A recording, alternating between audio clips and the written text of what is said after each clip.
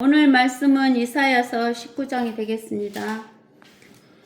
이사야서 19장. 이집트에 대한 엄중한 말씀이라. 보라, 주가 빠른 구름을 타고 이집트로 오시리라. 이집트 우상들이 그의 면전에서 떨며 이집트 마음이 그 한가운데서 녹으리라. 내가 이집트인들로 이집트인들을 대적하도록 선동하리니 모든 사람이 자기 형제를 대적하여 싸울 것이며 모든 사람이 자기 이웃을 대적하고 성읍이 성읍을 대적하며 왕국이 왕국을 대적하여 싸울 것이라.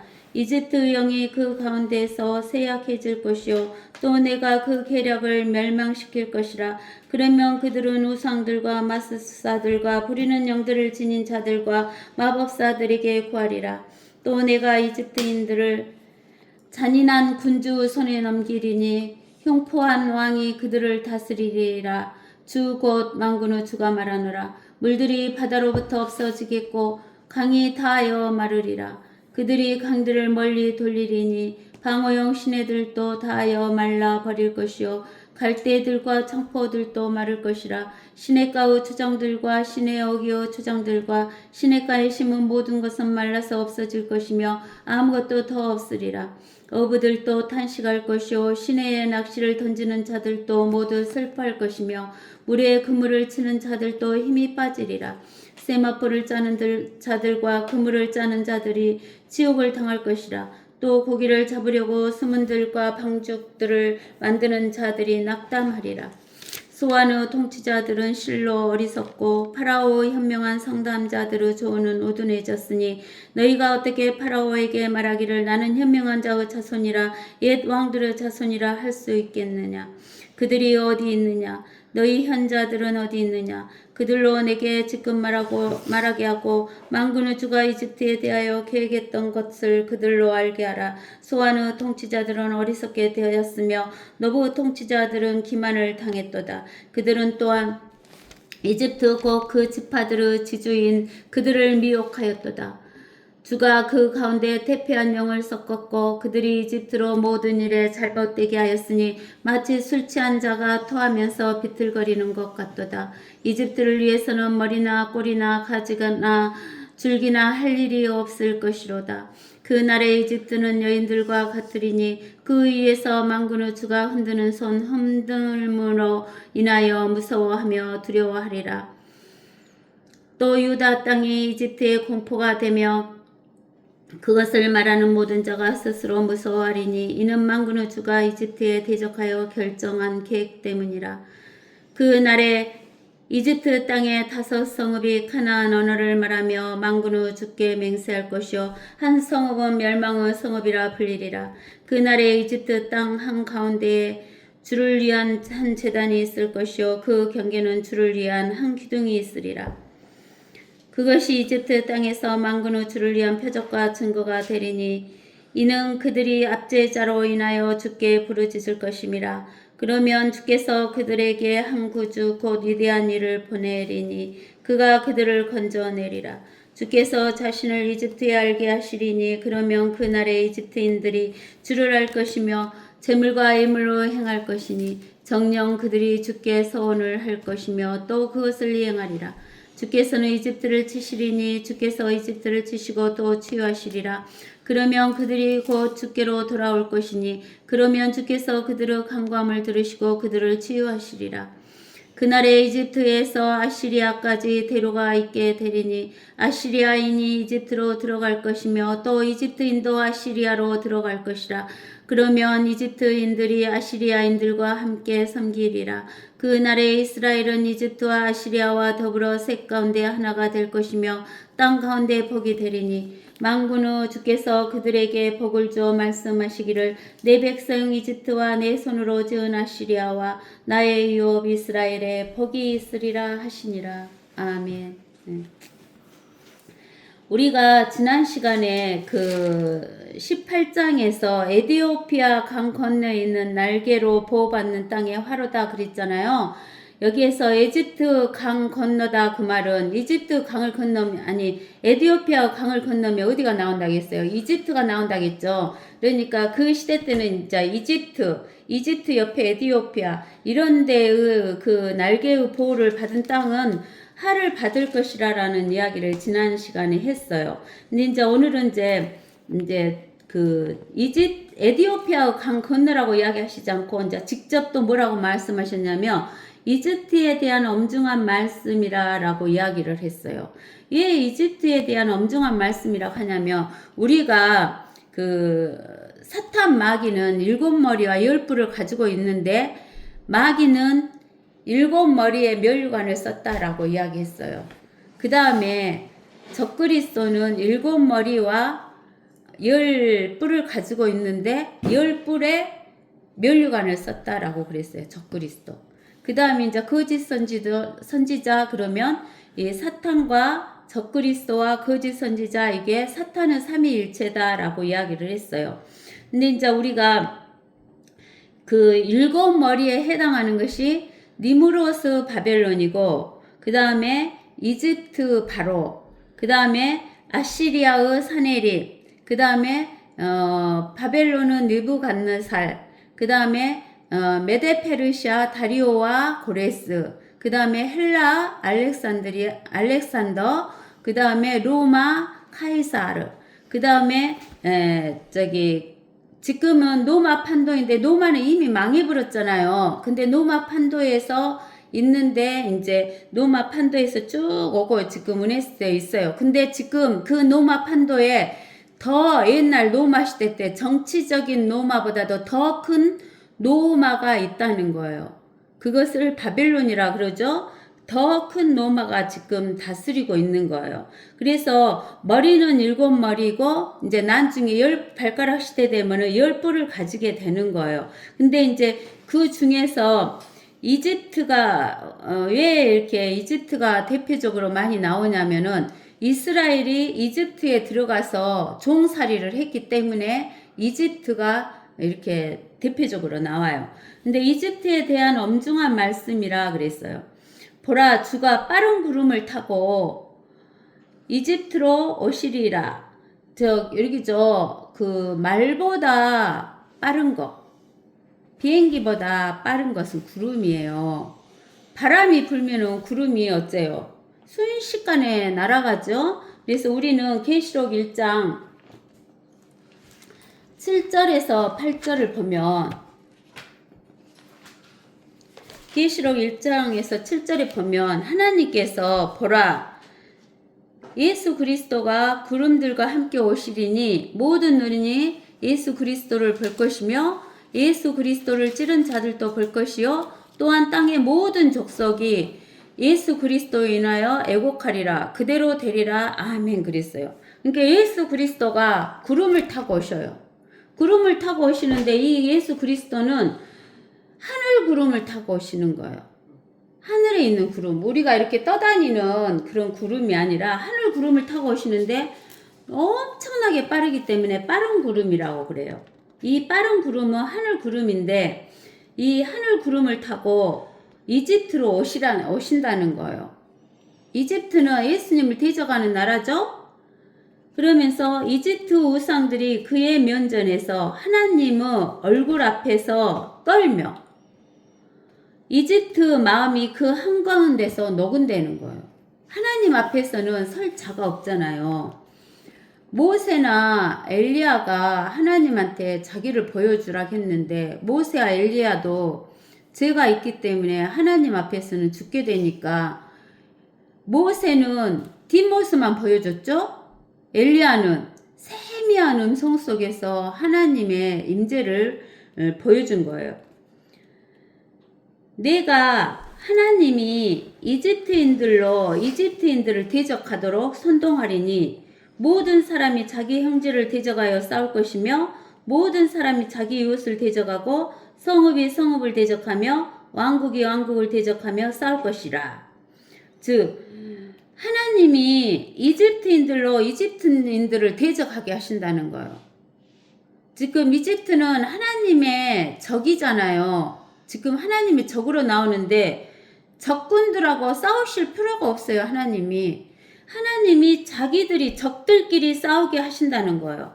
그래서 자기 형제들을 대적하여서 싸우고 자기 이웃을 대적하여서 싸우고 성읍이 성읍을 대적하여 싸우고 왕국이 왕국을 대적해서 싸운다는 거예요. 우리가 지난 시간에도 읽어봤어요. 역대하 20장, 역대기하 20장에 보면 우리가 지난 시간에 읽어봤죠? 우리가 다시 또 읽어봐야 돼요. 왜 읽어봐야 되냐? 하나님 말씀이니까. 20장 1절에서 보면 이 일 후에도 모압 자손과 암몬 자손과 암몬인들 외에 다른 족속도 그들과 더불어 여호사밧을 대항하여 싸우러 왔더라. 그때 몇 사람이 가서 여호사밧에게 교하여 말하기를 큰 무리가 바다 건너 시리아 이편에서 왕을 대적하러 오나이다.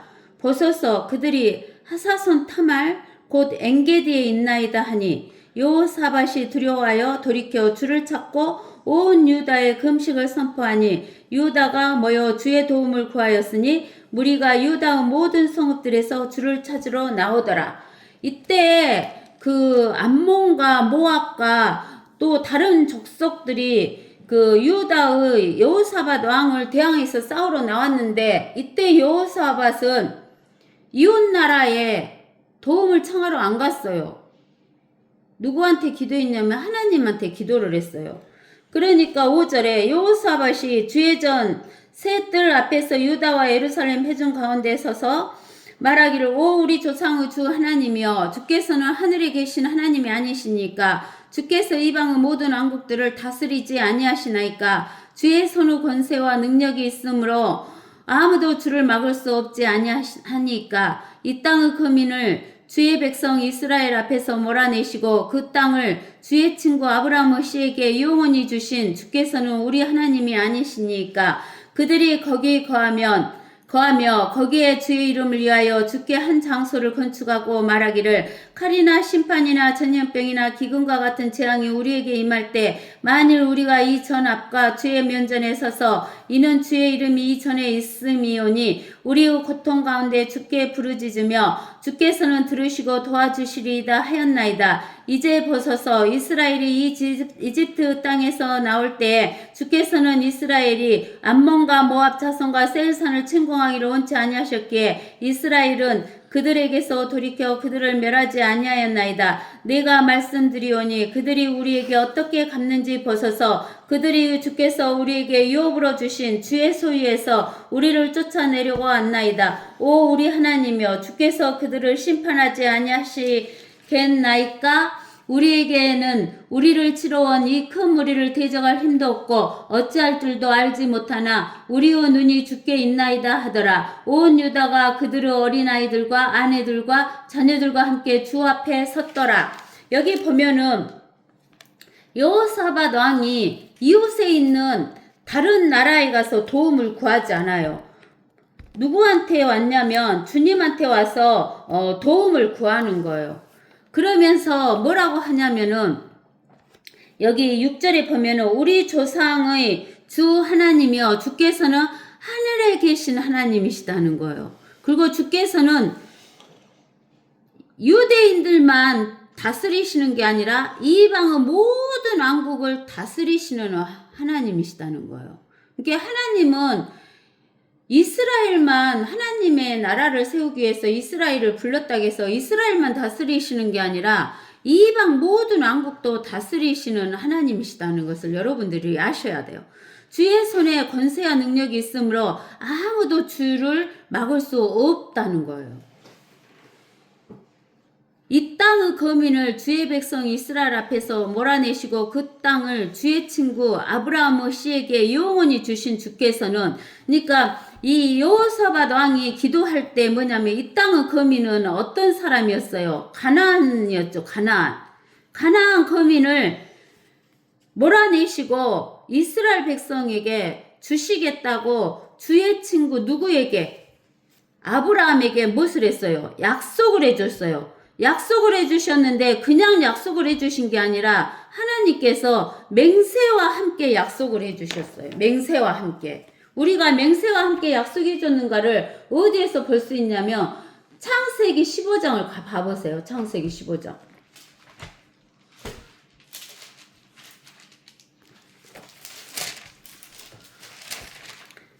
창세기 15장을 보면 하나님께서 이렇게 해줘요.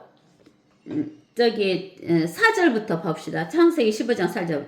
보라, 주의 말씀이 그에게 임하여 말씀하시기를 이 사람은 너의 상속자가 되지 않을 것이니 내 자신의 몸에서 나올 자가 내 상속자가 되리라 하시고, 그를 밖으로 데리고 나가 말씀하시기를 이제 하늘을 쳐다보고 별들을 셀 수 있다며 그 별들을 세어보아라. 또 그에게 말씀하시기를 너의 씨가 이와 같으리라 하시더라. 아브라함이 주를 믿으니 주께서 그것을 그에게 의로 여기셨더라. 주께서 그에게 말씀하시기를 나는 이 땅을 내게 주어 유업을 삼게 하려고 칼데아 우르에서 너를 불러온 주라 하시니, 어디에서 불러왔다겠어요? 칼데아 우르에서 불러오셨다겠어요. 그가 말씀드리기를 주 하나님이여 내가 이 땅을 유업으로 삼을 줄을 무엇으로 알리까 그러는 거예요. 지금 약속을 해주시잖아요. 여기 15장 7절에서 약속을 해줘요. 그러니까 이 약속을 내가 무엇으로 알 수 있으리까 라고 하니까 하나님께서 뭐라고 하냐면, 주께서 그에게 말씀하시기를 나를 위하여 3년 된 암소와 3년 된 암염소와 3년 된 순양과 산비둘기와 집비둘기 새끼를 취하라 하시니, 그가 이 모든 것을 주께로 가지고 와서 그것들을 가운데로 쪼개 그 쪼갠 것을 서로 마주 대하여 놓았으나 새들은 쪼개지 아니하였으니 새들이 그 시체 위에 내리자 아브라함이 그것들을 쫓았더라. 해가 질 때 아브라함이 깊은 잠에 빠졌는데 보라, 큰 흑암의 공포가 그에게 내리더라. 주께서 아브라함에게 말씀하시기를 너는 분명히 알지니 내 씨가 자기 땅이 아닌 곳에서 타국인이 되어 그들을 섬길 것이요 그들이 400년 동안 내 자손을 괴롭게 하겠고 그들이 섬길 그 민족을 내가 또한 심판하리니 그 후에 그들이 큰 재물을 가지고 나오리라. 너는 평안히 내 조상들에게로 갈 것이며 너는 충분히 늙은 나이에 장사될 것이라. 그러나 4대 만에 그들이 이곳으로 다시 돌아오리니 이는 아모리인들의 제약이 아직 다 차지 않았음이라 하시니라. 해가 져서 어두웠는데 연기 나는 가마가 보이며 불타는 등이 쪼갠 고기 사이로 지나더라. 여기 보세요. 17절에 해가 져서 어두웠는데 연기 나는 가마가 보이며 불타는 등, 이 불타는 등이 하나님의 임재를 나타내는 거예요. 하나님이 직접 나타나면 다 죽잖아요. 아브람도 죽어요. 그러니까 하나님이 불타는 등으로 나타나셔서 쪼갠 고기 사이로 지나가시는 거예요. 아브람이 지나갔어요. 하나님만 지나갔어요. 불타는 등만 쪼갠 고기 사이로 지나갔어요. 아브람은 안 지나갔어요. 이게 맹세예요. 맹세. 하나님의 맹세예요. 그래서 히브리서 어디를 보냐면 히브리서 6장을 가서 봐보세요. 히브리서 6장 13절에 보면 이렇게 나와요. 하나님께서 아브라함에게 약속하실 때, 약속했죠. 15장에서 약속하실 때 두고 맹세할 리가 자기보다 더 큰 자가 없으므로 자신을 두고 맹세하신 거예요. 자신. 말씀하시기를 반드시 내가 너를 복주고 복주며 또 번성케 하고 번성케 하리라 하셨더니 그가 그처럼 끈기 있게 견딘 후에 그 약속을 받았느니라. 아브라함이 끈기 있게 견딘 후에 약속을 받았어요. 아들 받았잖아요. 그 다음에 이스라엘 땅 받았잖아요. 실로 사람들은 자기보다 더 위대한 일을 두고 맹세하나니 확정을 위한 맹세는 그들에게 모든 다투는 일을 정결임이라. 이 점에 있어서 하나님께서는 약속의 상속자들에게, 약속의 상속자가 누구예요? 아브라함이고 유대 민족이잖아요. 상속자들에게 자기의 뜻이 불변함을 충분히 나타내려고 하나님의 뜻이 변함이 없음을 충분히 나타내시려고 그 일에 무엇으로 확정하셨어요? 맹세로. 그 맹세가 뭐예요? 여기 17장 창세기 15장의 17절에 있는 연기나는 가마가 보이며 불타는 등이 쪼갠 고기 사이로 지나가는 것이 맹세예요. 맹세. 이는 하나님께서 거짓말 하실 수 없는 이 두 가지 변치 못할 사실로 인하여 우리 앞에 놓여진 소망을 붙잡기 위해 피난처를 찾아 나온 우리로 든든한 위로를 받게 하려 하심이니라. 이 두 가지 변치 못할 사실이 뭐냐면 약속과 맹세.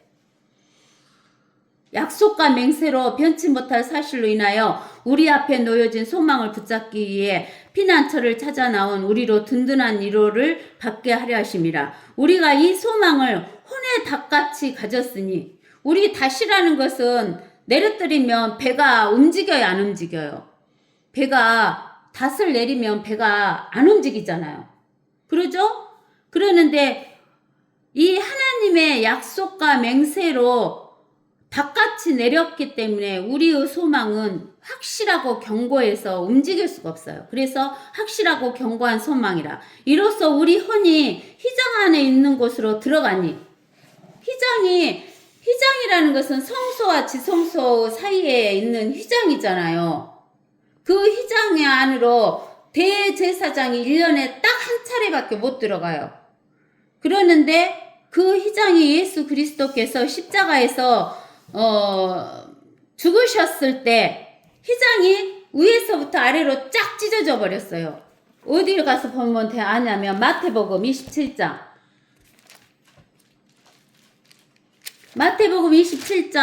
50절에서부터 보면은 예수께서 다시 큰 음성으로 소리를 지르신 후 숨을 거두시더라. 그런데 보라, 성전의 휘장이 위에서 아래까지 둘로 찢어지고 땅이 흔들리며 바위들이 갈라지고 무덤이 열리며 잠들었던 많은 성도들의 몸이 일어났으며 주께서 부활하신 후에 무덤에서 나와 거룩한 도성으로 들어가는 많은 사람들에게 나타나더라. 그러니까는 이 거시기 성소하고 지성소 사이에 있는 휘장이 쫙 찢어져 버린 거예요. 그러니까 우리가 어디에만 들어가도 지성소에 들어가 본 것이 되냐면 성소에만 들어가도 그 지성소까지 들어가 버린 것이 되는 거예요. 그러는데 우리는 뭐냐면은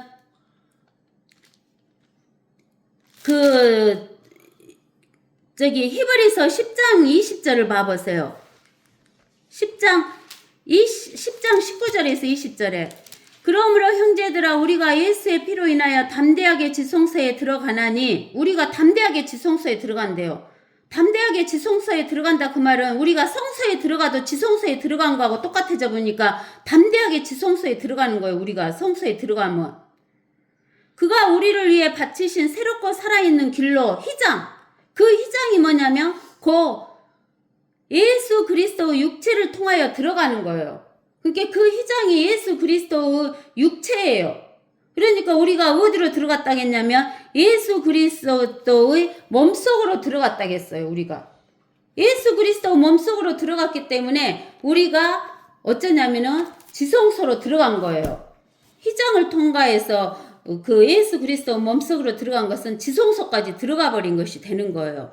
그래서 우리는 담대하니 어디로 들어갈 수 있냐면 예수 그리스도가 나를 대신해서 십자가에서 죽으시고 묻히시고 부활하셨기 때문에 지성소에 들어가는 것이에요. 그래서 우리가 히브리서 6장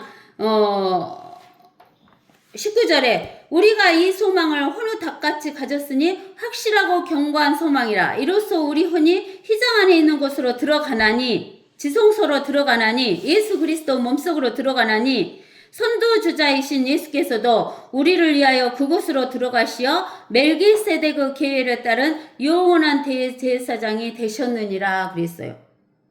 이 멜기세덱은 어디에서 나오냐면은 우리가 창세기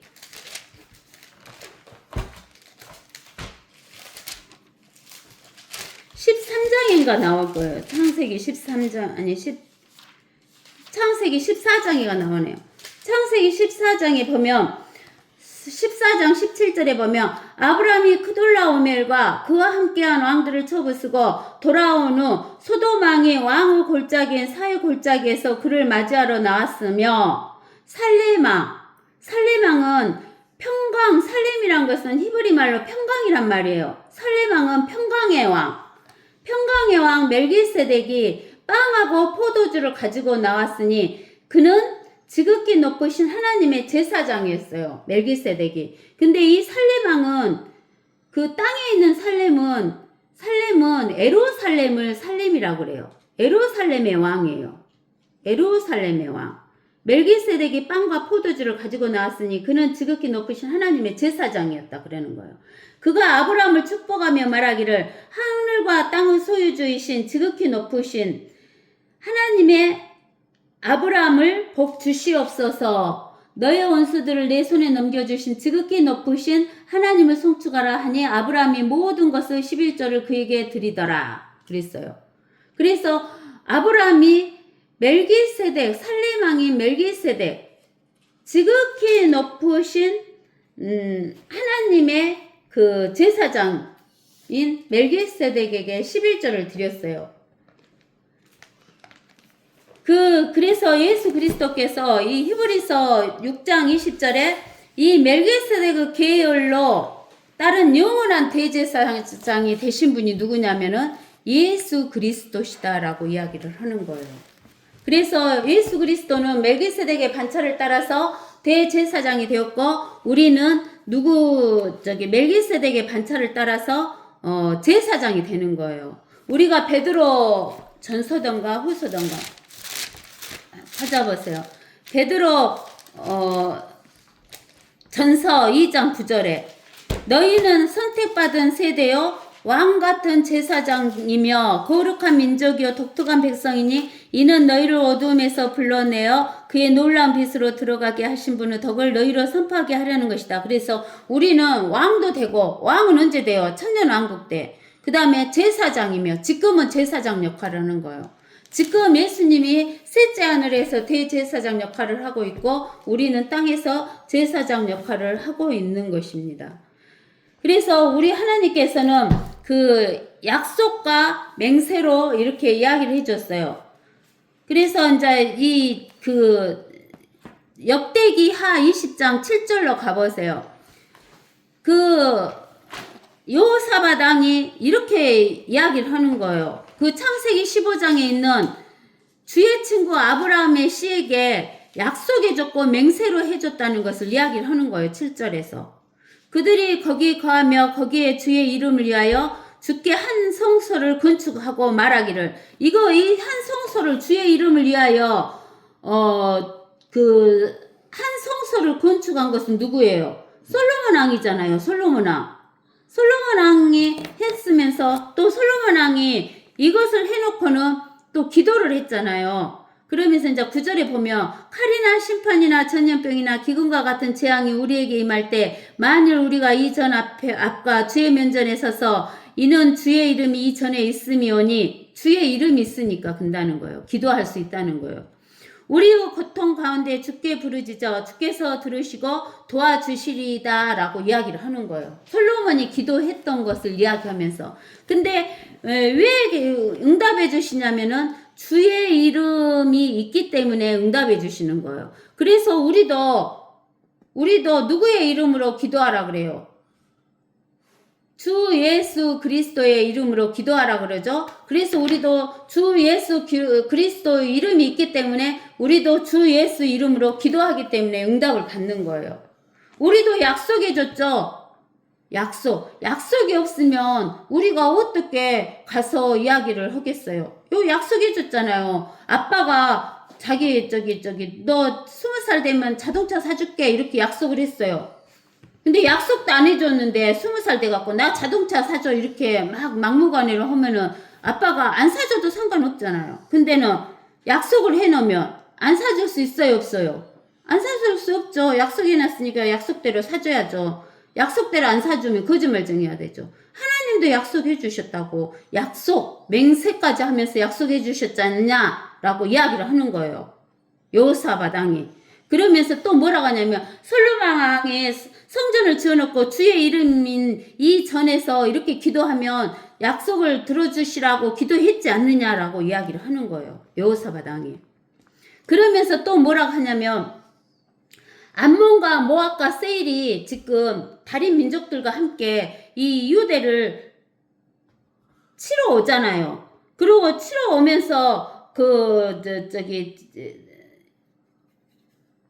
하나님께서 유대인들에게 이스라엘 사람들에게 준 유업을 해서 이스라엘 사람들을 쫓아내려고 하잖아요.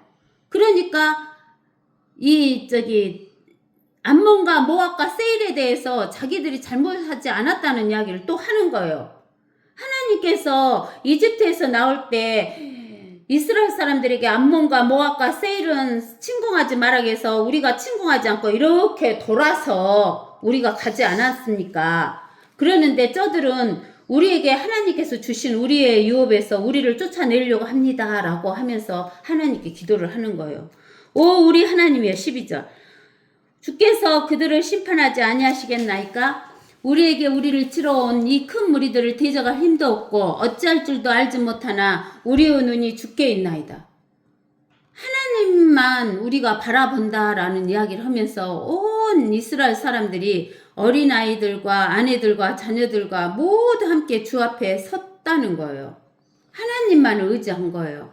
그때 주의 영이 해중 가운데 임하셨으니 아사브 아들들 중에서 한 네인 마타냐의 현손 여이엘의 증손 분야야의 손자 스가랴의 아들 야시엘에게 이르더라. 그가 말하기를 온 유다와 너희 예루살렘 거민들과 너희 여호사밧 왕과 너희는 경청하라. 주가 너희에게 같이 말하노라. 이 큰 무리로 인하여 너희는 두려워 말고 놀라지 말라. 이는 싸움이 너희에게 속한 것이 아니라 하나님에게 속하였음이니라. 왜 싸움이 하나님께 속해요? 이 세상의 전쟁은 하나님의 보호자를 뺏으려고 대적했던 마귀와 하나님과의 싸움이에요.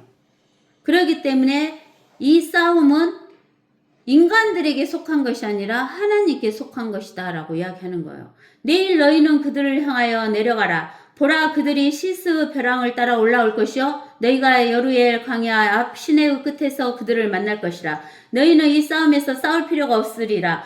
오 유대와 예루살렘아 너희는 전열을 가다듬고 서서 너희와 함께하는 주의 구원을 보라. 두려워 말고 놀라지 말며 내일 그들을 향하여 나가라. 이는 주가 너희와 함께할 것임이라 하자. 여호사밧이 그의 얼굴을 땅에 대고 절하고 온 유다와 예루살렘 거민도 주 앞에 엎드려 주를 경배하였으며 코앗 자손과 고라 자손에 속한 예인들은 서서 큰 소리로 이스라엘의 주 하나님을 높이 찬양하더라. 우리가 어려운 일이 있으면 기도하려고 하면 기도가 안 나와요. 그러나 찬양은 나와요. 억지로라도 찬양이 나와요. 그러니까 여기 찬양을 하잖아요. 찬양은 곡조 있는 기도예요.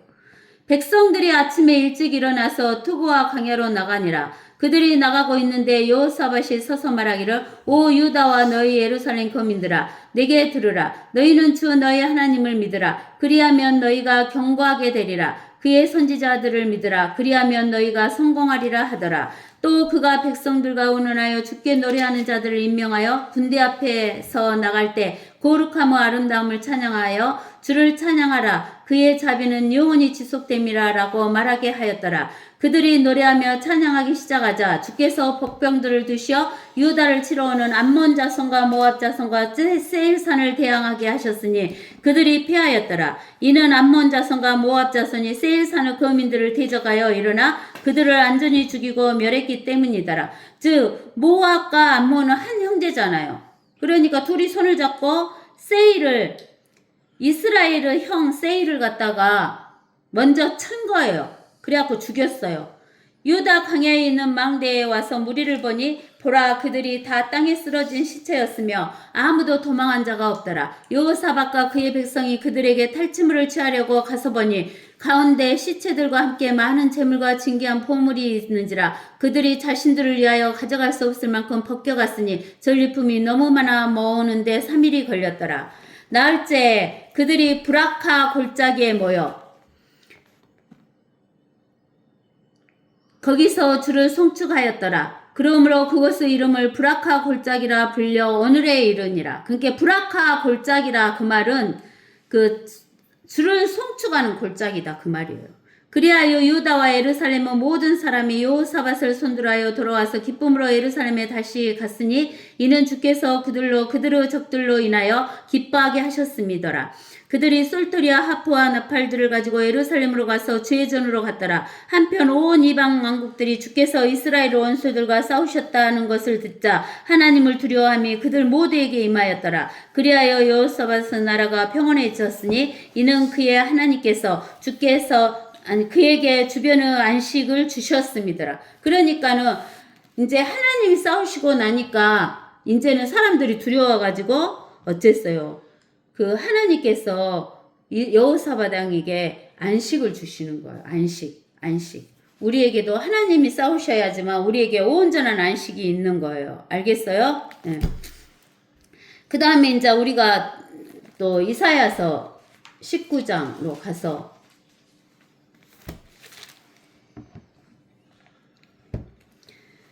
그래 이렇게 하나님을 대적하는 사람들은 자기들끼리 싸우게 되는 거예요. 그래서 자기들끼리 망하게 만드시는 거예요. 그러면서 3절에 뭐라고 했냐면 이집트 영이 그 가운데서 쇠약해질 것이요 그랬어요. 여기에서 이집트 영이다 그 말은 마귀의 영을 말하는 거죠. 마귀의 영, 마귀를 따르는 자들이니까 마귀의 영이 그 가운데서 쇠약해질 것이라는 거예요. 또 내가 하나님이 그 계략을 멸망시킬 것이요. 마귀의 계략을 멸망시킨대요. 마귀의 계략은 철저하게 세워져 있어요. 마귀의 계략은 어떻게 세워져 있다고요? 철저하게 빈틈없이 세워져 있는 거예요. 그러나 마귀의 계략이 아무리 철저하게 세워져 있어도 마귀의 계략은 어째요? 해파되는 거예요.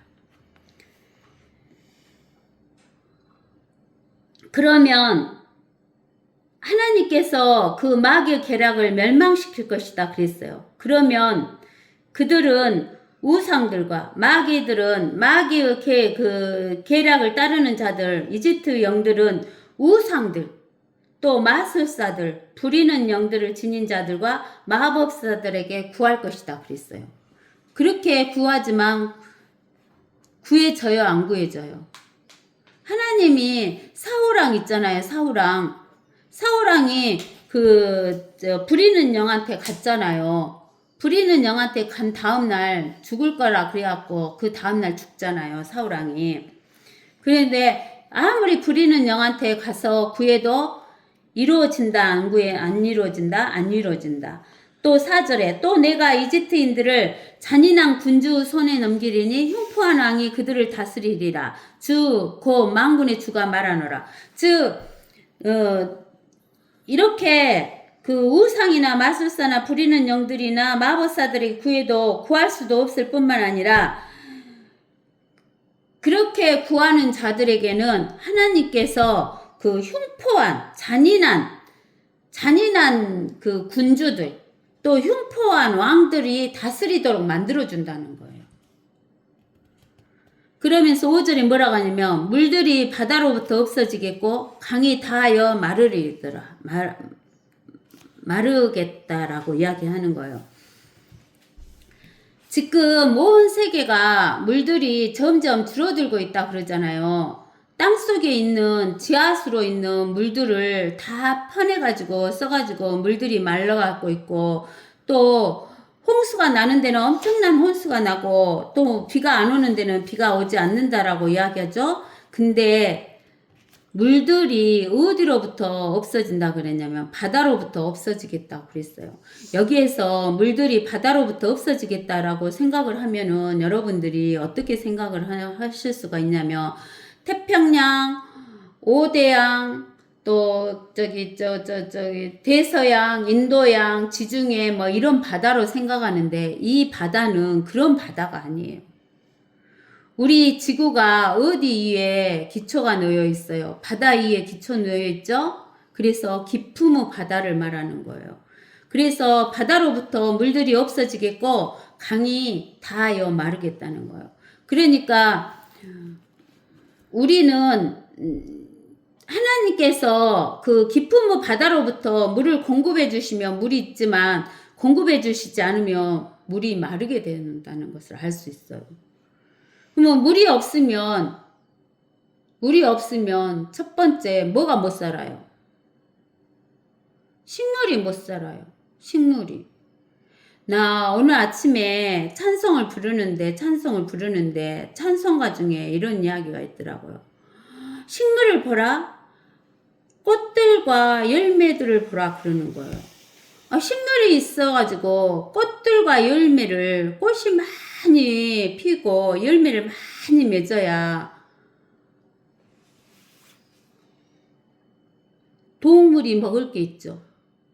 또 동물뿐만 아니라 사람도 먹을 것이 있고 또 사람은 식물만 먹는 게 아니라 고기도 잡아먹잖아요. 동물이 먹을 것이 있어야 사람이 고기도 잡아먹어요. 바다의 물고기도 잡아먹고 소도 닭고기도 잡아먹을 수가 있어요. 근데는 요 강이 다요 말라버린대요. 그러면 풀 한 포기가 살 수가 없어요. 그러면 꽃들이 꽃을 피워요? 나 식물들이 꽃을 피워요? 열매를 맺을 수 있어요? 나는 그 꽃도 좋아하고 열매도 좋아하는데 정말 하나님이 꽃을 이렇게 아름답게 피게 해주시구나. 그 이름 모를 잡초 하나도 때가 되면은 꽃을 피고 씨를 맺고 씨를 뿌리잖아요. 그게 그냥 이루어진 게 아니에요. 하나님이 뭘 주시니까. 물. 그들이 강들을 멀리 돌리리니 방어용 시내들도 다하여 말라버릴 것이요 갈대들과 창포들도 마를 것이라. 그들이 강들을 멀리 돌린대요. 그 군주들 흉포한 왕들이 어쩌냐면은 강들을 멀리 돌려요. 지금 그러죠? 댐 쌓고 물을 막 돌리고 강들을 멀리 돌리잖아요. 그러니까 그 방어용 시내들도 다하여 말라버리고 그 시내에 있는 갈대들과 창포들도 말라버리고 시냇가의 초장들도 시내 어귀의 초장들도 시냇가에 심은 모든 것이 말라서 없어질 것이며 아무것도 더 없으리라. 없어요. 씨는 땅속에 아무리 많아도 물이 없으면 씨가 싹을 틀 수가 없어요. 싹을 못 트면 꽃을 피울 수가 없고 꽃을 피우지 못하면 열매를 못 맺고 열매를 못 맺으면 또 씨를 맺을 수가 없잖아요. 그러니까 어부들도 탄식할 것이요 시내에 낚시를 던지는 자들도 모두 슬퍼할 것이고 물에 그물을 치는 자들도 힘이 빠져요. 못 먹으니까 힘 빠지죠. 없으니까 힘 빠지죠. 여러분들 멋이 많으면 자기 잘나서 많은 줄 알죠. 교만해지죠. 막 힘이 막 아주 교만이 머리 꼭대기 같이 차죠. 근데 없으면 힘 빠져요. 힘 빠져. 세마포를 짜는 자들과 그물을 짜는 자들이 치욕을 당할 것이다. 세마포 옷 얼마나 고운 옷 입어요. 풍부하며 또 그물도 못 짜는 거예요. 치욕을 당한다는 거예요. 고기를 잡으려고 수문들과 방죽들을 만드는 자들이 낙담해요. 만들어봤자 잡혀요 안 잡혀요? 없어요. 그러니까 그렇게 된다는 거예요. 근데 이것이 옛날 역사에 이집트에서 있었지만 또 온다 그 말이에요. 언제? 대환란 때 또 온다는 이야기를 하시는 거예요. 그러면서 11절에 소아의 통치자들은 실로 어리석고 어리석은 자들은 하나님이 없다 한다고 시편에 나와 있죠. 시편에 어리석은 자들은 누가 없다 한다고? 하나님이 없다라고 한다 그랬어요. 근데 소아의 통치자들은 그 말은 소안이라는 것은 어디가 있냐면 이스라엘의 삼각주에 있는 그 고센 지역에 있는 도시가 소안이에요. 그래서 이 소안은 경제적으로 풍족한 도시를 말하는 거예요.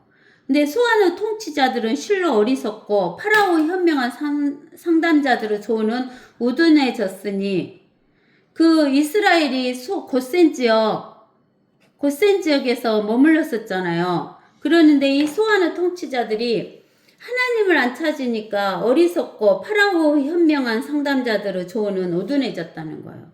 너희가 어떻게 파라오에게 말하기를 나는 현명한 자의 자손이라 옛 왕들의 자손이라 할 수 있겠느냐. 그 이스라엘 백성이 이집트에 가서 그 파라오와 밑에 있었잖아요. 그때의 왕들은 어땠어요? 먹을 것이 엄청나게 풍족했잖아요. 기근이 왔을 때 온 세상에 돈을 다 긁어 모았으니 얼마나 돈을 많이 모았어요. 12절 그들이 어디 있느냐? 너희가 현자들은 어디 있느냐? 그들로 내게 지금 말하게 하고 만군의 주가 이집트에 대하여 계획했던 것을 그들에게로 알게 하라. 만군의 하나님께서 이집트에 대해서 계획했던 것을 알게 하라 하는데 이 소아는 통치자들이나 그 파라오 현명한 상담자들이 하나님의 계획을 알아요, 몰라요? 하나님의 계획 모르잖아요. 하나님의 계획은 어디가 나와 있어요? 성경 하나님 말씀에 나와 있어요. 하나님의 말씀을 안 보니까 몰라요. 그 다음에 소아는 통치자들은 어리석게 되었으며 노부 통치자들은 기만을 당했도다. 이 노비라는 것은 그 시대 때 그 소아는 경제적인 그런 도시였지만 노비라는 것은 그 하나의 도시로 볼 수 있는데 이 도시인데 어떤 도시냐면은 종교적으로 발전된 그런 도시가 노비예요. 그래서 노부 통치자들은 기만을 당했도다. 그들은 또한 이집트 곧 그 지파들의 지주인 그들을 미혹하였도다. 그러니까 옛날에는 종교 지도자들은 말을 많이 들었잖아요. 근데 그들이 알아요, 몰라요? 노베 지도자들이. 노베에 있는 종교 지도자들이 모르니까 지주인 그 경제적인 담당자들을 미혹하게 된 거예요. 주가 그 가운데에 태폐한 영을 섞었고, 태폐한 영이 뭐예요? 태폐한 영. 태폐의 가장 대표적인 것은 뭐예요? 태폐의 가장 대표적인 것은 뭐예요? 사치 이런 것도 있지만 가장 그 대표적인 것은 음란의 영이죠. 음란의 영. 태폐의 영. 가장 대표적인 게 음란의 영. 음란의 영을 섞었대요. 음란의 영을. 그들이 이집트로 모여 모든 일에 잘못되게 하였으니 마치 술 취한 자가 토하면서 비틀거리는 것 같도다. 우리가 술 취하면 우리가 잠언 23장을 봐보세요. 잠언 20장부터 한번 봐볼까요? 잠언 20장 1절.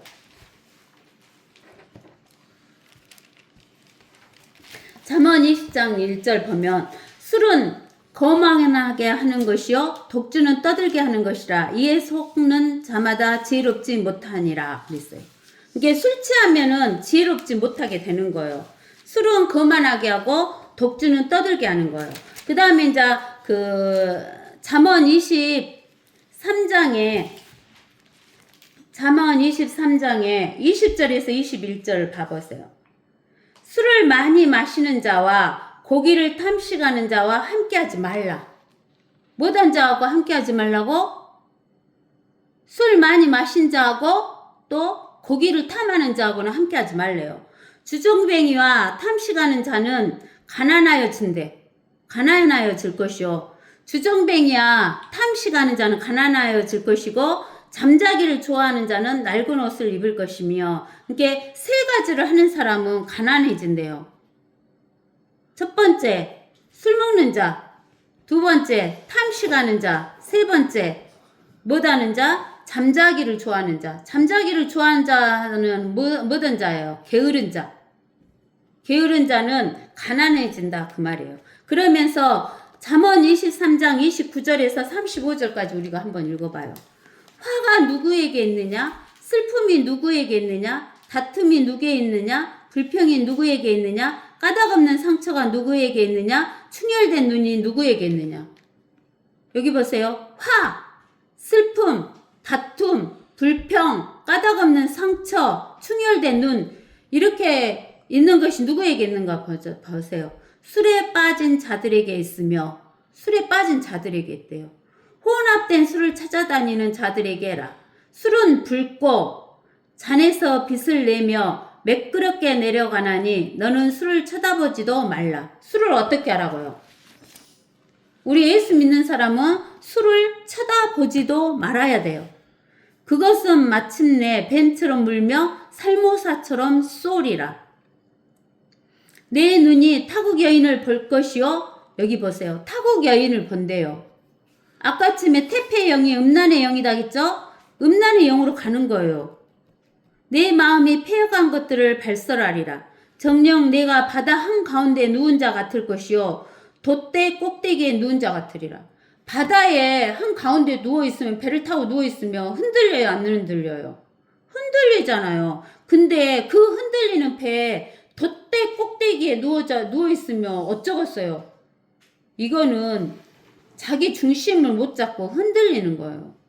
속이 다 울렁울렁해서 다 토해내게 만드는 거예요.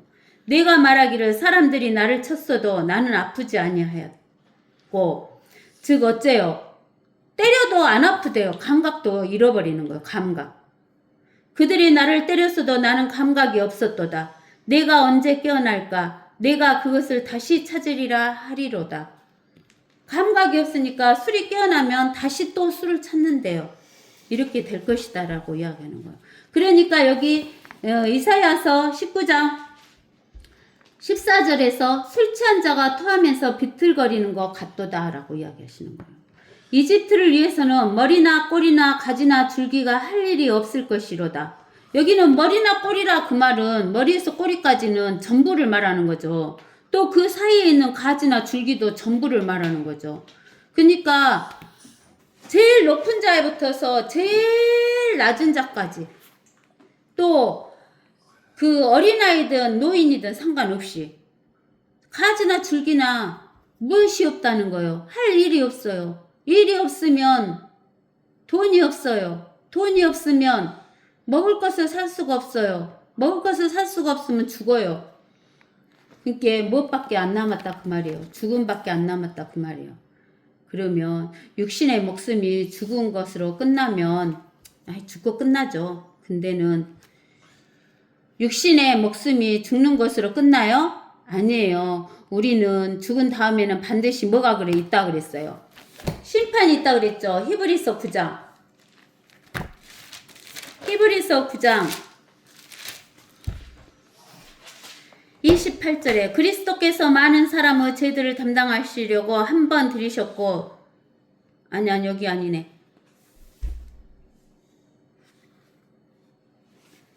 27절 한 번 죽은 것은 사람들에게 정해진 것이고 그 뒤에 심판이 정해진 것이 것 같다. 것 같이. 그러니까 사람이 육신의 죽음은 한 번 죽어요. 근데는 그 죽은 다음에 심판을 받아요. 심판을 받는데 무엇이 심판을 받냐면 혼의 심판을 받는 거예요. 혼의 심판을 받고 나서 예수 그리스도가 없는 사람은 어디로 가는 거예요? 불지옥으로 가고 나중에는 불못으로 들어가는 거예요. 예수 그리스도가 있는 사람은 셋째 하늘로 가는 거예요. 그렇기 때문에 우리는 그냥 일이 없어갖고 목숨이 죽어버리면 끝나면 좋지만은 죽은 다음에 심판이 있기 때문에 우리는 반드시 뭘 얻어야 되냐면 이 땅에서 영원한 생명을 얻어야 돼요. 그 다음에 이제 우리가 이사야서 19장으로 가서 16절에 그 날이란 말은 한 날을 말해요. 한 날. 즉 이집트가 망했던 날도 한 날이었고, 또 아시리아가 망한 날도 한 날이었고, 느부갓네살 바벨론이 망했던 것도 한 날이에요.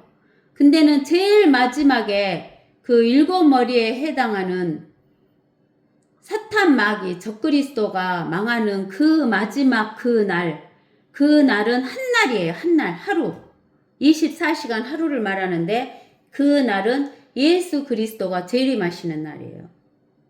자, 이집트가 망한 하늘 그 날에 이집트는 여인들과 같으리니 그 위에서 만군의 주가 흔드는 손 흔듦으로 인하여 무서워하며 두려워하리라.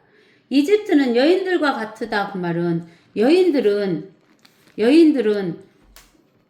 그러면 어떤 생각이 들으셔요? 여인들 그러면 여러분들. 여인들은 힘이 약하잖아요. 연약하잖아요. 무서움을 잘 느껴요.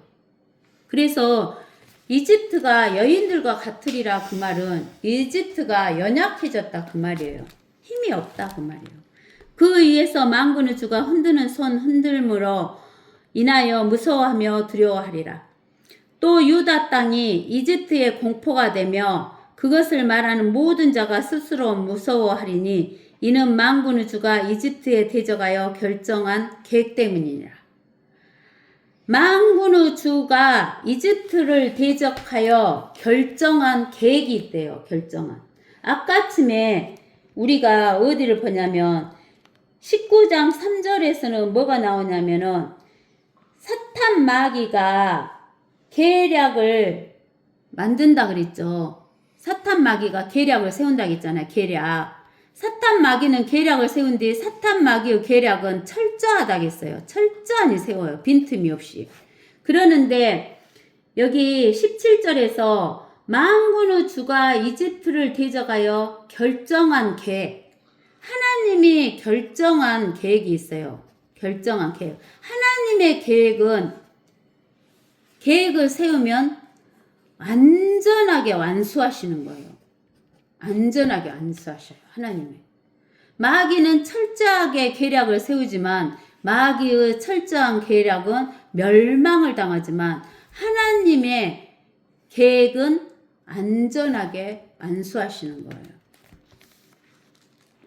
그날에 이집트 땅에 5성읍이 가나안 언어를 말하며 그 이집트 땅에 5성읍이 가나안 언어를 말한다 그 말은 지금 가나안에 누가 살고 있어요? 이스라엘 사람들이 살고 있잖아요. 유대인들이 살고 있잖아요. 그러니까 이스라엘 언어를 말하며 만군의 주께 맹세한대요. 한 성읍은 멸망의 성읍이라 불리리라. 그날에 이집트 땅 한가운데 주를 위한 한 제단이 있을 것이요. 즉 이집트 땅에 주를 위한 한 제단이 있을 것이라는 거예요. 그 경계에는 주를 위한 한 기둥이 있으리라. 한 기둥도 있대요. 그것이 이집트 땅에서 만군의 주를 위한 표적과 증거가 되리니 이는 그들이 압제자로 인하여 주께 부르짖을 것임이라. 그러면 주께서 그들에게 한 구주를 곧 위대한 이를 보내리니 그가 그들을 건져내리라. 한 구주가 누구예요? 예수 그리스도를 보내리니 예수 그리스도가 그들을 건져낼 것이라는 거예요. 근데 여기에서 보면은 18절에 그 날에 그러면서 그 동그라미가 있잖아요.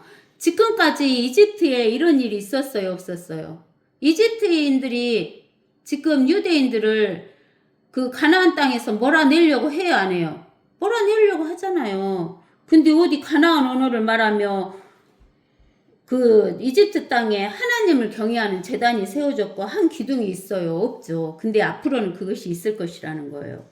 그것이 이집트 땅에서 만군의 주를 위한 표적과 증거가 되리니 이 제단과 기둥이 표적과 증거가 될 거래요. 이는 그들이 압제자로 인하여 주께 부르짖을 것이다. 여기 거시기 요 19장 4절에서 그 잔인한 군주송과 흉포한 왕이 다스릴 것이다 했는데 그 이집트 사람들이 그 압제자로 인하여 주께 부르짖는데요. 하나님께 기도한대요. 그러니까는 한 구주 위대한 일을 보내가지고 이집트인들을 구해내신대요. 주께서 자신을 이집트에게 알게 하시리니 그러면 그날에 이집트인들이 주를 알 것이며 재물과 예물로 행할 것이니 이집트인들이 재물과 예물을 가지고 하나님께 온대요. 주께 소원할 것이며 또 그것을 이행하리라. 주께서는 이집트를 치시리니 주께서 이집트를 치시고 또 치유하시리라. 지금 이집트가 이스라엘을 대적하니까 하나님께서 이집트를 치셔요. 근데 지금은 치시지만 나중에는 하나님께서 이집트를 못 하신다 그러는 거예요. 치유하신대요. 우리가 호세아서 6장 1절에서 3절에 보면 호세아서 6장 1절에서 3절을 보면 오라 우리가 주께로 돌아가자. 이는 그가 찢으셨으나 우리를 낫게 하실 것이요 그가 치셨으나 우리를 싸매어 주실 것임이라. 이틀 후에 그가 우리를 살리시며 셋째 날에 그가 우리를 일으키시리니 우리가 그의 목전에서 살리라. 만일 우리가 계속 주를 알고자 하면 그때 우리가 알게 되리라. 그의 나오심은 아침처럼 마련되어 있으며 그는 우리에게 비처럼 오시리니 땅에 내리는 늦은 비와 이른 비처럼 오시리라. 지금 이스라엘도 하나님을 섬기지를 않기 때문에 하나님이 찢으시잖아요. 각 나라에 보내가지고 찢으시는데 하나님께서 낫게 하시고 싸매 주신다고 했어요. 그러는데 그런 것처럼 이 이집트도 하나님을 찾을 때 지금은 치시지만 치유해 주신다는 거예요. 그러면 그들이 곧 주께로 돌아올 것이니 그러면 주께서 그들의 간구함을 들으시고 그들을 치유하시리라. 그날에 이집트에서 아시리아까지 데려가 있게 되리니 아시리아인이 이집트로 들어갈 것이며 또 이집트인도 아시리아로 들어갈 것이라. 이집트는 이스라엘이 가운데가 있으며 이스라엘은 남서쪽에 이집트가 있고 이스라엘의 북서쪽에가 아시리아가 있어요. 근데는 아시리아 사람들이 이집트로 가게 되고 이집트 사람들이 아시리아로 왔다 갔다 한다는 거예요. 어디를 통과해서? 이스라엘을 통과해서. 그러면 이집트인들이 아시리아인들과 함께 섬긴대요. 그날에 이스라엘은 이집트와 아시리아와 더불어 셋 가운데 하나가 될 것이며 땅 가운데 복이 되리라. 땅 가운데 무엇이 된다고? 복이 된다는 거예요. 이 지구 가운데에서 복이 되는데 이스라엘을 누가 섬기냐면 이집트하고 아시리아가 섬기게 되는 거예요. 옛날에는 이스라엘이 이집트 노예 생활하고 아시리아 노예 생활 해가지고 이집트와 아시리아를 섬겼지만 이제 천년왕국에서는 이스라엘이라는 나라를 이집트하고 아시리아가 섬기게 되는 거예요. 그러면은 이집트하고 아시리아가 이스라엘의 종이 되니까 불행하겠다 그러는데 아니다는 거예요. 여기 보세요. 25절에 만군의 주께서 그들에게 무엇을 주어? 복을 주어 말씀하시기를 내 백성이 이집트와 내 손으로 지은 아시리아와 나의 유업 이스라엘에 복이 있으리라. 영생의 복만 있는 게 아니라 땅을 통치하는 복까지, 땅을 다스리는 복까지 가진다는 거예요. 그러니까 종이 되는 게 더 좋아요? 안 되는 게 더 좋아요? 종이 되는 게 더 좋죠. 이집트 아시리아가 이스라엘의 종이 되는 게 더 좋잖아요. 이스라엘 뒤에 쓰는 게 낫잖아요. 나중에 이스라엘 12지파 뒤에 아담의 후손들이 전부 줄 쓴다 그랬어요? 안 쓴다 그랬어요? 줄 쓴다 그랬죠. 근데 지금 이 땅에서 나는 이스라엘의 종이 되기 싫다. 나는 지옥 가게 잔 것이 낫다. 그러면 지옥 가는 거죠 뭐. 근데 그것보다 더 좋은 것은 하나님의 교회가 되는 것이 더 좋은 거예요. 하나님의 교회는 예수 그리스도 몸이니까 예수 그리스도와 같이 되는 거예요. 아시겠죠? 오늘은 여기까지 하겠습니다.